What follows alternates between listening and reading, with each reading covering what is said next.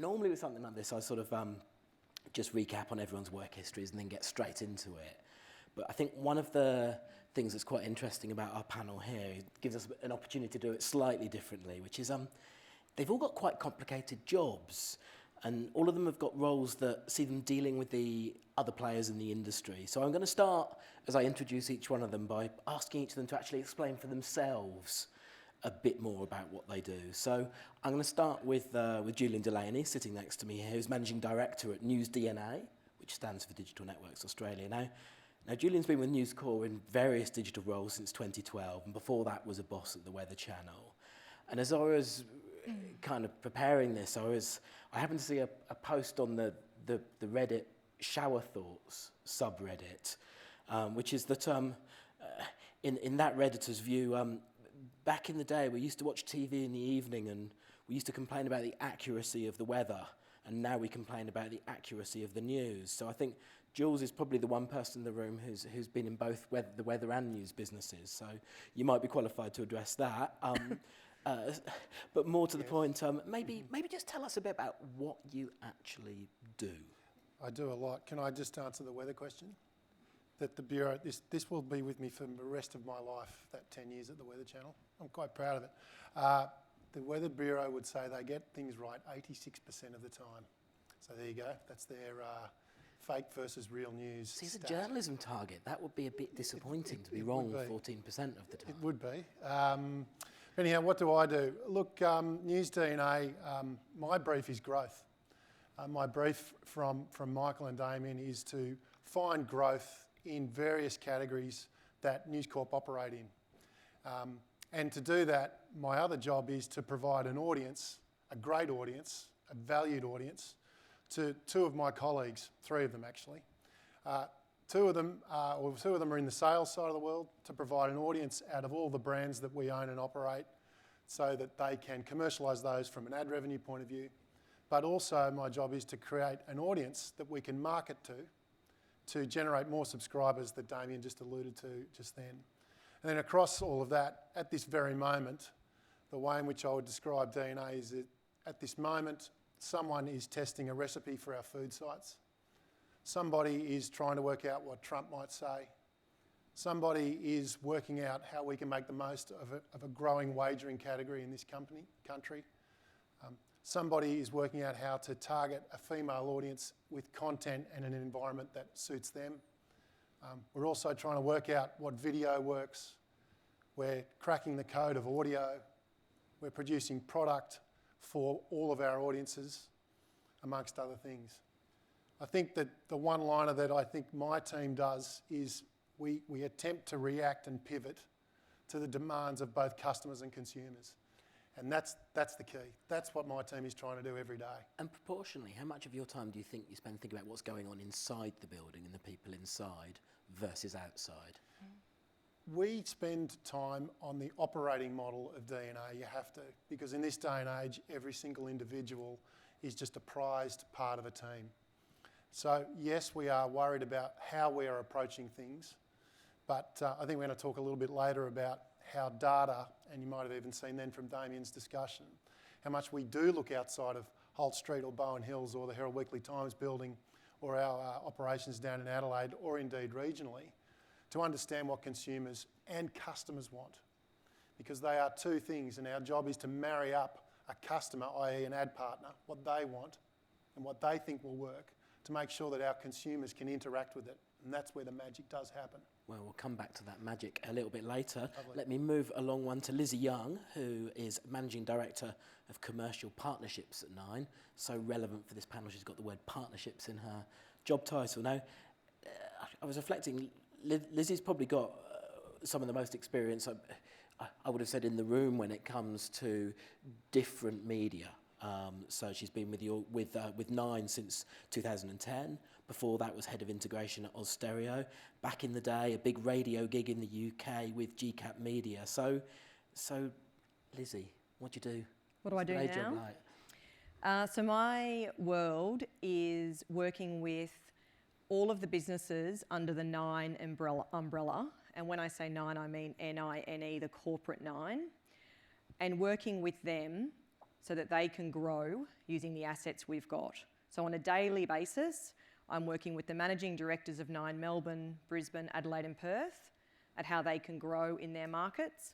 I'm working with the CMOs of each of our businesses, Stan, Domain, Metro and Broadcast, about how they can grow. And then I'm also working with Domain, Stan and Car Advice at a business level and how they can unlock opportunities across our group. So not dissimilar in a way, I guess. Looking for opportunities, looking at the total number of Australians or Aussies that we have in our universe and how we can carry them across our brands, if you like. And I'm sure as the conversation goes on, we'll also look at how Nine deals with the global players like Facebook and Google, the platforms as well. Next along is Andrew Hunter, News Partnerships Lead for Australia and New Zealand at Facebook, a role he's been in for 2 years now. So prior to that, Andrew had roles at Microsoft, with 9MSN and News Corp. He also wrote or co-wrote Share Wars, which looked at the effect of social networks on news. So he's Mr. Viral. Andrew, what do you do? Thanks, Tim. So my job is to provide the market voice for Australia and New Zealand news publishers to Facebook. And so part of that is being a listener and consulting with the media businesses and having chats with people like Lizzy and Julian and hearing what is important to them and then reflecting that back to the news product teams. And also letting the media businesses know what's coming down the pipeline from Facebook as well. So part of my job is listening. Part of it's being a bit of a matchmaker as well. So, for example, we've heard from News Corp and others that subscriptions are incredibly important to the news publishers. And so this week we're kicking off a program focusing on subscriptions with a whole bunch of publishers from around Australia, including News Corp, The Guardian, The Conversation and others, to look at how we can support publishers in building their direct relationships with readers who are willing to pay for content.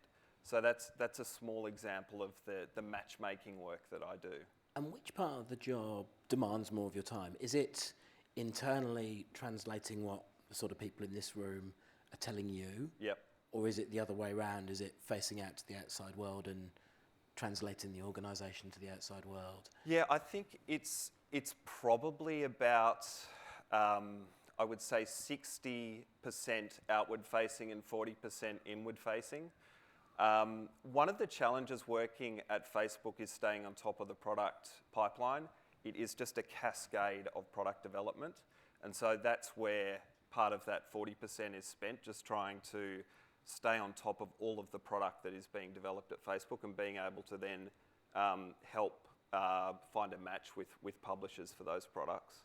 Which brings me along to the far end of the panel. Kate Beddoe, Head of News and Publishing Partnerships for APAC at Google, so based in Singapore. Now, Kate's had 4 years with Google, nearly 3 years leading digital for the Australian radio network, and a decade at 9MSN, so a former colleague of Andrew's. Kate, tell us about how you think about your working days. Well, I think the simple answer is it's a bit of a combination of what Lizzy's doing and a bit of a combination of what Andrew's doing. But to expand on it more helpfully, I spend a lot of my time, most of my time, with the news industry throughout the region, which is fascinating. I don't know if you've noticed, but Google can be a bit complex to navigate at times. And so I spend a lot of my time helping people find the right people who have common objectives. So within this group alone, you could be working with YouTube and cloud and our subscription products and our advertising products. So being a single point of focus to help get people to the people that they need to advance their business goals. But also then taking that and really championing APAC within the broader context. There's a lot of interest in this region, and there's a lot of interest in Australia and where it's similar and different to other markets. but really making sure that we are front and centre of new products or business decisions that get made. And then finally, all of that complexity needs a lot of cat herding internally, so there's an element of that as well. Cool. Okay, thank you for that. And I'm sure at some point during the conversation we'll touch on a couple of the points that Damien made in his presentation. The line about the platforms a cause for harm. But what I'm also hoping is that the conversation has perhaps evolved to the point where maybe we can go 45 minutes without anyone using the word frenemy. But if you do hear it, then at the very least just cough loudly to remind us. And again, a reminder that we will welcome some questions as we go on, either from the floor or on Slido. And I see questions are already beginning to come in on Slido. So I'm just going to stay up at your end of the panel, Kate and Andrew. Let's maybe talk about some areas where you have been collaborating and trying to help the news players. Kate, do you want to take that one first? Sure. I think I thought Damien's presentation, there were some great examples of the sorts of places where an organisation like Google can have a meaningful impact on people's businesses. So, you know, there's the simple, well, the not so simple, but the easier to discuss things like subscription products and keeping people always authenticated, as we were talking about. There's the ad products, which is where we traditionally played. Increasingly what we're seeing is an appetite for working with us around smarter newsrooms and smarter business decisioning engines. And so the sorts of examples that we're seeing around how do you use data to communicate who's coming, who's staying, what's churn, what's propensity to pay, what's engaging them. So we've done some really good work, for example, with the Times in London specifically around that. But I think the other point is that a lot of the work that we do in partnership doesn't have to be at that very technical AI, ML level. There was a great example this weekend. I don't know if you saw, there was an image that was circulating on social media, which was allegedly the mess that had been left after the climate strike. Now, that image was very quickly debunked, and the story shifted from look at the mess to this is Hyde Park, but it's Hyde Park in London and it's from March. And so that debunking happened in real time through Google reverse image search. And that's the sort of tool that we make available through things like NewsLab and the training that we do. So when we talk about tech partnerships, it doesn't have to be teams of data scientists. There's some very simple tools to use. Andrew, let's bring you in on the same point, and I bet Facebook helped that bogus image go viral, didn't it? I didn't say that. Well, Kate said social. Obviously, Kate didn't use those words, but she heavily implied it. Yeah, look. Yes. I think, there are a number of areas that we're partnering with the media businesses on. Like Google, we're working on subscriptions with the media businesses, and we have a product in Instant Articles that helps join up the publisher with the potential subscriber when they're on Facebook. We join them up. That happens on the publisher page. The publisher owns the data. The publisher keeps 100% of the subscription revenue, and Facebook, to an extent, gets out of the way of that relationship after joining them up. And that's an example of, I guess, an effective tool and an effective use of Facebook that is really a platform that strengthens communities and brings communities together and brings advertisers and people together, as well as, organic people who are using the platform organically, like media businesses, to reach those customers. So that's one example. I think the accelerator program that we're kicking off, which is really in 3 parts, but it's a coaching program. It is a running through a series of tactics and strategies around subscription growth, and a sharing program where publishers are sharing best practices, as well as them providing project payments around subscriptions is another example. We're kicking that off, like I said, this week. And then the other big feedback that we've got from, I guess, broadcasters and people like Lizzy when we've had chats with them, is that publishers want to make more money from their video presence on Facebook. And so the set of deals or the series of deals that we've done around video and News in Watch is an example where publishers have been able to, we have been able to fund experimentation, innovation on Facebook, allowed the broadcasters to reach a younger demographic as well, and give them compensation for that video as well. So they're two, I guess, fairly straightforward examples, but they reflect the feedback that I have been getting from publishers and broadcasters from my first 2 years in the job. Okay, thank you for that. So Lizzy and Jules, we will have a chance to cover, some of the issues that have been talked about in the ACCC, all of that sort of thing. Let's kind of maybe starting looking at the collaboration and partnership areas, though. From both of your point of view, where do you see Facebook and Google as being good and helpful citizens to you? If you So I hear everything about tech tools and best practice and innovation funding, and they are all fantastic if they were on top of a long-term sustainable business model. And that is the challenge, and it will not be new news to anybody in this room that I'm saying that. And Andrew, I think we had that conversation 18 months ago now with Campbell Brown, Facebook's global head of news, and I was very clear that whilst all of the other things were great initiatives and great things to have, we have to have longer term sustainable underlying business models for this to really go to the next level and for local media companies to be able to get the value that we need to out of the global platforms.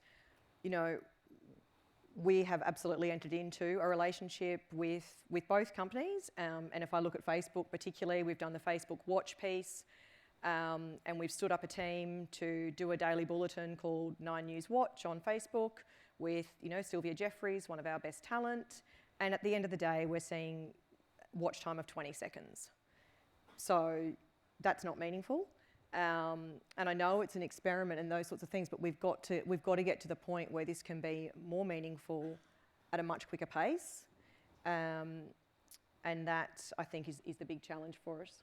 And I'll ask Andrew and Kate to come back in a minute. I'll let Jules come in, but just to follow up on the Facebook Watch example, the view times. Would you rather be invited to participate in that sort of experiment, or would you rather see somebody else try it first? We've said no to other things. Absolutely, like we're not doing the recent subscription one that you've talked about. So look, there are some that we have dipped our toe in the water, and as I said, they are good things to try, but they're not sustainable and they're not long term, because once that test and learn funding disappears, we don't have the ability to continue with that. So these are just experiments, and there's only so many that you can do with the resource that you've got. You can't embed them in your workflows, etc. So we're happy to participate in a few, but we're probably done on what we're participating in now. Well, Julian, I'll get you to build on those observations, then I will give Andrew and Kate a chance to come back. I was just going to say, I think I'm with Lizzy. Look, I think there's two ways in which News Corp work with Google and Facebook. Probably more with Google, we have quite a healthy, I'm going to call it plumbing relationship. We have all of us in this room would have a relationship with Google around the ad stack. We have also used some tools from Google to enable us to power the back end of the Verity program that Damien was talking about earlier. On the flip side, we've had very interesting discussions, and this is a positive answer. Very long discussions with, I'm going to talk to Google specifically, around things that News Corp have really wanted to change. And we've seen two big changes, one very recently and one about 18 months ago, January of 17, I think, when flexible sampling changed big time. And that change was something that News Corp really, from the top of the table, top of News Corp down, was saying to Google, this is a change that we want to make. It took a long time. Eventually we got there and we saw a marked improvement and a distinct change in the way in which we were able to generate subscriptions out of a Google custom instance. So to be clear, the rule change effectively was you didn't have to give away at least one view in order to appear on searches, which was previously the situation. Correct. So your paywall's tightened to whatever you want. It's called flexible sampling. So as a publisher, you have a choice of 1, 2, 3, 10 articles for free.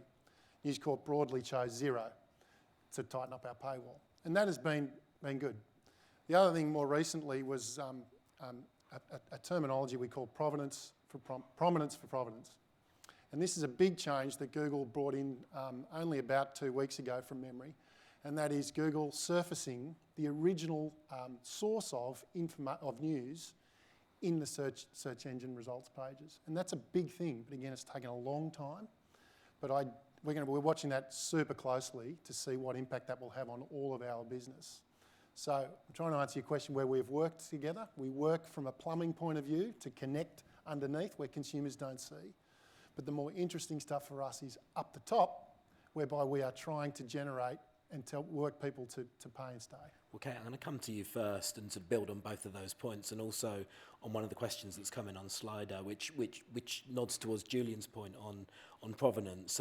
Somebody asks, should Google and Facebook ensure that they vigilantly minimise the reach of duplicated / stolen stories? So similar issue as well. So several points to unwrap there. Kate, I'll come to you first. Well, firstly, Julian, thank you for that fantastic explanation of flexible sampling. It's good that that's having an impact on your business. And I do just want to acknowledge that these conversations have been really long and longer than I think any of us would want them to be.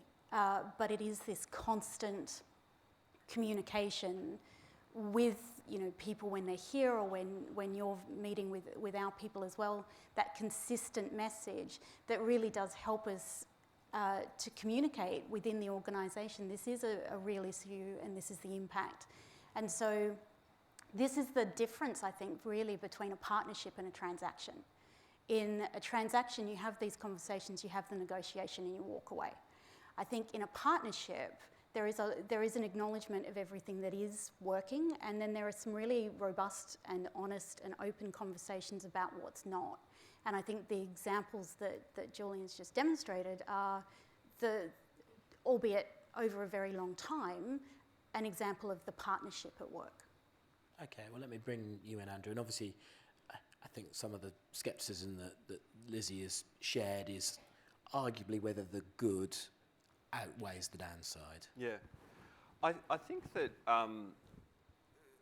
with the experimentation that we're doing with video, what we are attempting to do is compensate the broadcaster to provide us with one, linear TV clips, and two, to experiment with us for original exclusive programming.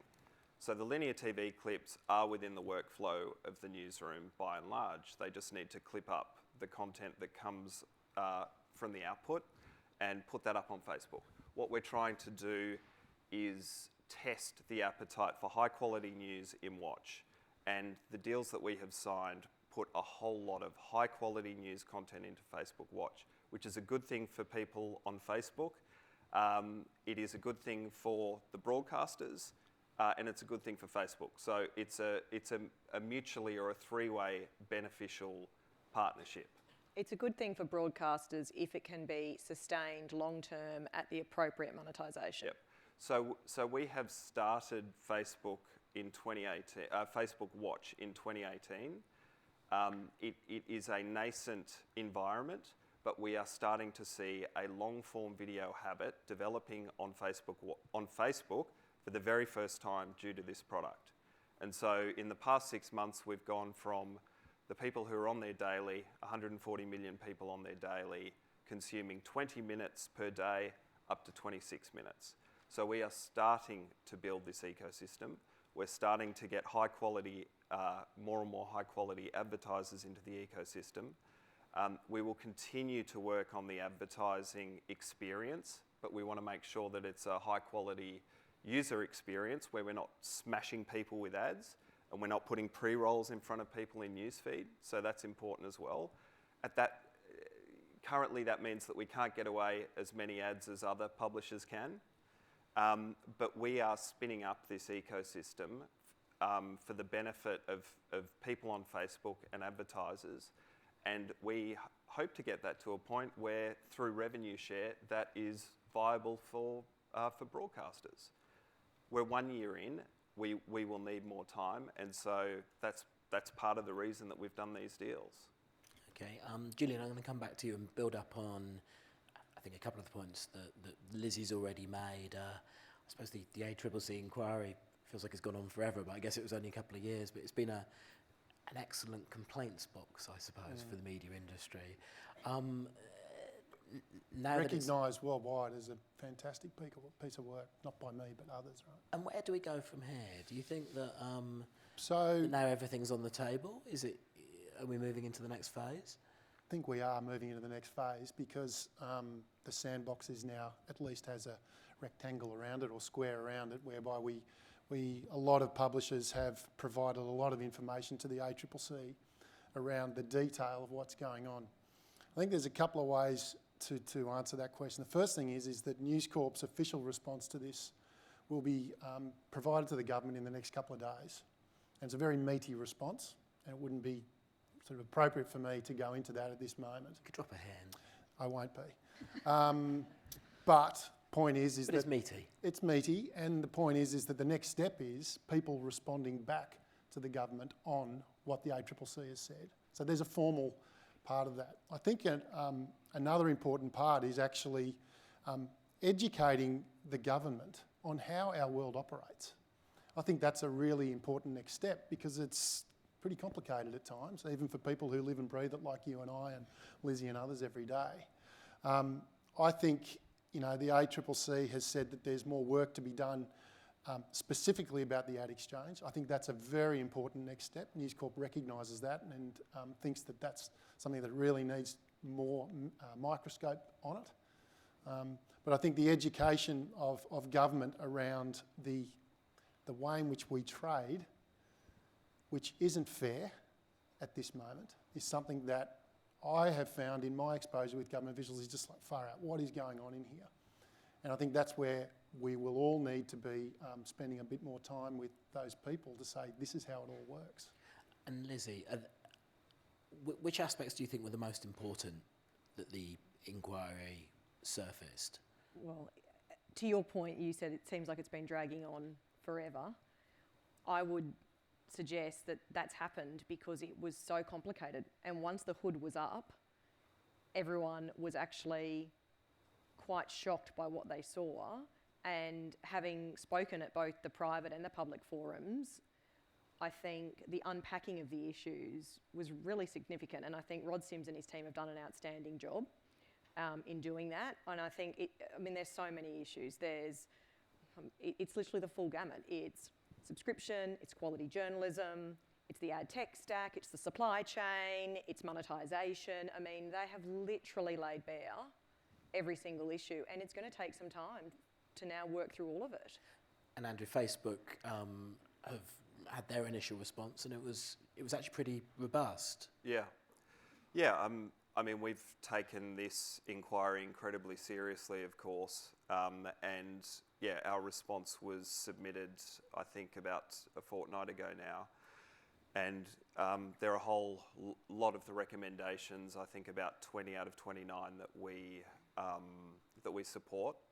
And there are some that we differ with the final report as well. But I think it's important that when we look at regulation of these relationships, that it is fair regulation, that it's smart, and that it doesn't stifle innovation.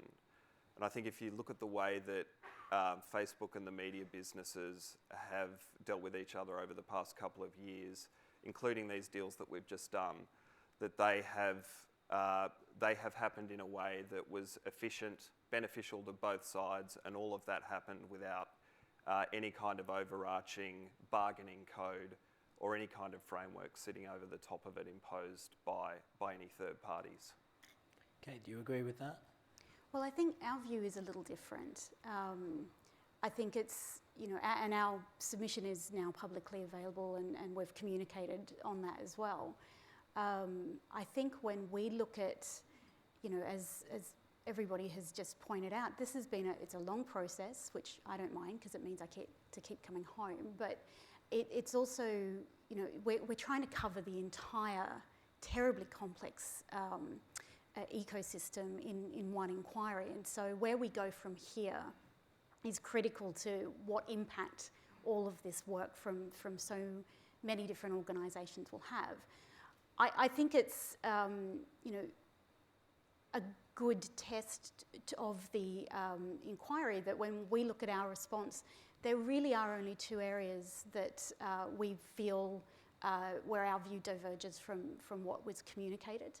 But of course, this is a whole process that we need to walk through still. So as Julian said, there are consultations, then there needs to be some decisions, and then there will be more rounds of discussion. So to sum up those two areas?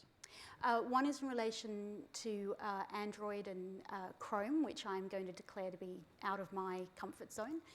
The other is as we get into what needs to be included in a code of conduct, the position around payment and compensation.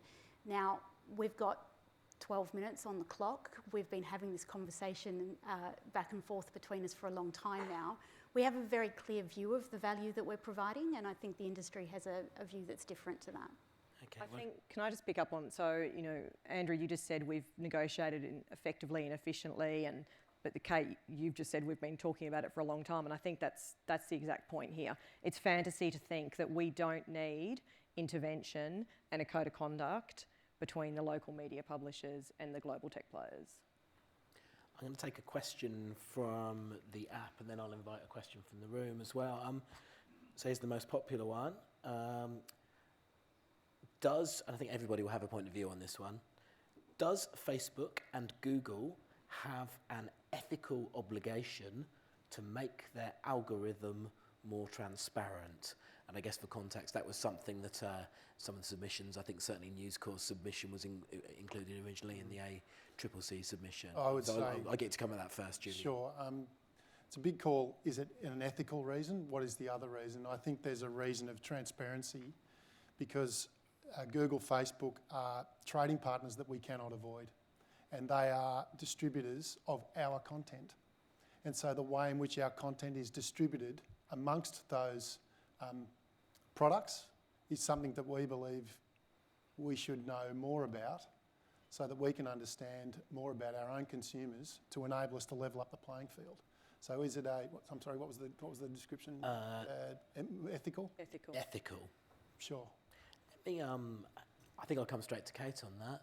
Oh, good. I think I can guess the answer is never going to happen. Well, no, it's actually not. I would say that if you have a look at our communication over the last sort of 2 or 3 years, you will see that we are becoming more transparent with our communication. And the original... But not with the algorithm. Well, I think the original reporting example that we communicated last week is an example where we are saying this is what we're thinking about and this is how we're communicating it and this is where you can get more information on that. We've provided much more open information through sites like How News Works and How Search Works. There is a balance that we need to strike though, and if you think back to the early days of search and search engines, the more you knew about how the ranking worked, the more you could game the algorithm. And I can remember typing into content management systems in days gone by every possible search term to try and generate the right level of clicks. And as we heard from Damien earlier, what we know now really works is good quality journalism that's meeting the needs of people, not things that are designed to game the algorithm. So there is always going to be a tension in this relationship, but I would say we are becoming more transparent. Andrew, would you agree? Do we need a bit of a Mark Zuckerberg black box? Well, I think that you I think that Facebook has been working to be more transparent on algorithm changes, particularly big ones that affect the distribution of news. And I think we need to keep working on that and to continue to do a better job of that. But I have sympathy for the media businesses who rely on a certain amount or expect a certain amount of traffic from the content that they post to Facebook, and that they want that to be as stable as possible. I understand that. And they also want to have a heads up if there are big changes to the algorithm. And I think, we should be working towards that as well. Lizzy, I don't think I brought you in on this point yet. Oh, no, look, we haven't had significant algorithm changes on Facebook since the last time we had the significant Facebook algorithm changes, which we all found out about when we woke up one day and our traffic was gone. So I think if that doesn't happen again, then that's a good start. We actually came and spoke to you guys about that, if you're talking about the friends and family changes. So I think but to your point, we'd like to know about it in advance. We'd also like more insights, I think on the Facebook Watch and the news clip arrangements that we've got, you can only access, so much data. And I think between both companies, there's no question you have got great content distribution and you've got great data. I think transparency over sharing more of it, particularly where it's relative to our content that we own, and that in our case we spend $1 billion a year on making, and Jules, I'm sure you're somewhere close to that. Yes.